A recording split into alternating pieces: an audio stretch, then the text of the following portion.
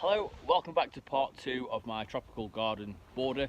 So I'll give you a quick recap on the first one and then I'll show you the continuation in this border because it's quite a big border. So without further ado, let's get into the video.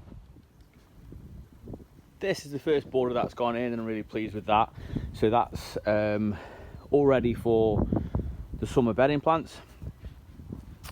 So this is the border which we're going to tackle now. So this is going to be part 2, so you can see the outline where the boards are sort of pre-cut to a degree. So idea being is we're going to peel it back, get the slate off, and yeah, get it planted. Once it's planted, then get the boards in. So yeah, let's get into it.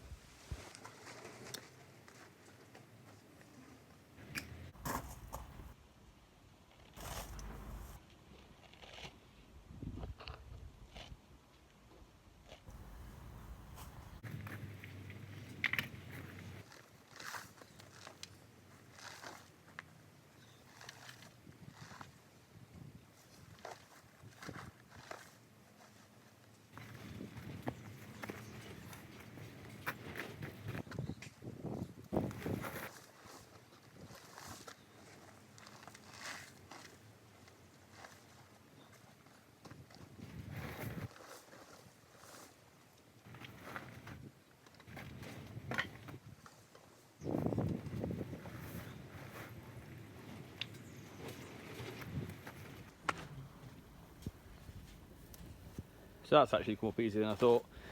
Going to get Stanley knife, cut it all the way up, and yeah, I'm going to start digging it over. Should be fairly straightforward.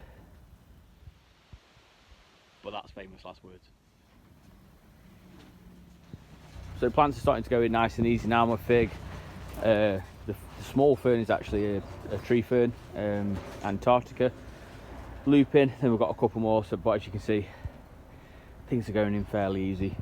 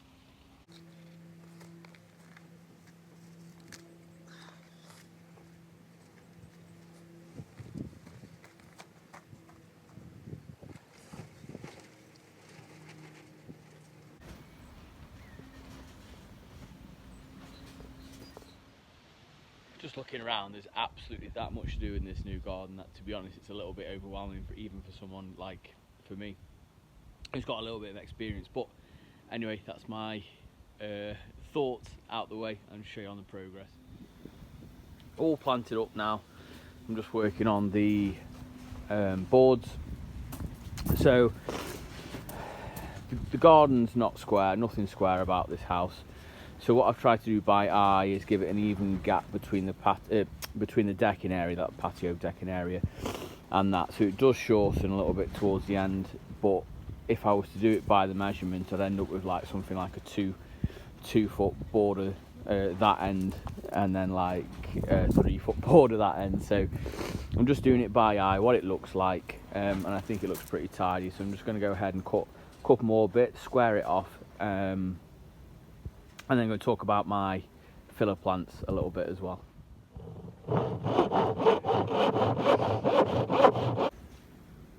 So I have murder for a tape measure. So obviously I just need to finish this corner piece. But, oh, just in good timing, that's my cut.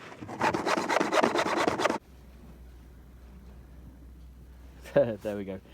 So before I nail them together, I'm just going to have a look, see how sort of square it looks like. Ignore all the mess in the background. big work in progress, this garden. So I'm happy with that, so I'm going to nail that. I'm not going to screw it, just going to nail it together because it won't last forever. And yeah, we'll talk about the filler plants.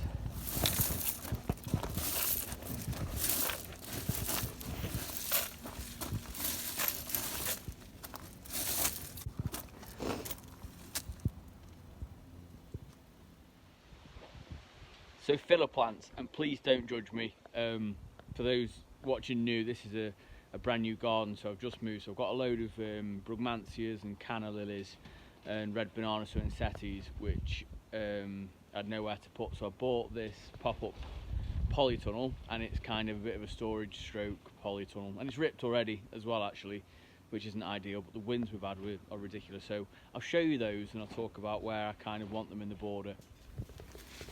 Please don't judge me. So this is a bit of an honest thing how I am at the minute. Like, I'm growing some really brilliant dandelions, which is awesome. As you can see, the wind with the polytunnel. I've always wanted a polytunnel. Would I have one again? I'm not sure. I think I'm going to invest in a greenhouse. However, so this is my big yellow brugmansia. I've got some pink and some whites. Oh, struggling to focus just at the back there. I've got a couple of red bananas, one there, and that was my big one just there. Where are we? Where's my finger? Oh, there. Just there. So little bedding plants. I've got some nice little geraniums, splash of colour. I've got some small palms, and I've also got some canna lilies, which I divided last year, but the slugs are having an absolute field day in here. So I'm going to give this a bit of a clear out this weekend, give everything a bit of a water, because it won't be that long before the brugmansias will be coming out as soon as the frosts have done, which I'm excited about really. So I'm going to show you where I'm going to place these in the border, give you a bit of an idea and a bit of a flavour for what I'm going to do.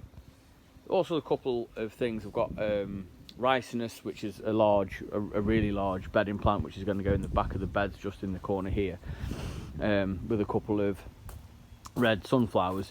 So my idea for my brugmansias, I want to fill out the backs of the borders, especially with my larger ones. I'm going to have a yellow one just here, I think, on the decking, once I've painted the decking, and really fill the backs of them up with ricinus and brugmansias. Down the front, I would like my canna lilies, and I've got some geraniums and things like that to push around the front.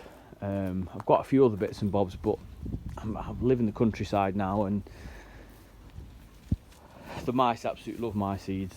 So I had coleus and love lies bleeding and all that sort of good stuff, and I had it. They've gone now. They've been eaten. So anyway, back to this bed. So part 2. Thank you very much if you made it this far. I really appreciate it. It's nothing fancy. I'll list the plants down below: cordyline, phormium, shamrops. Got a lupin in there. I quite like the leaves of that. My fig and my Dicksonia antarctica. So I'll list it all below.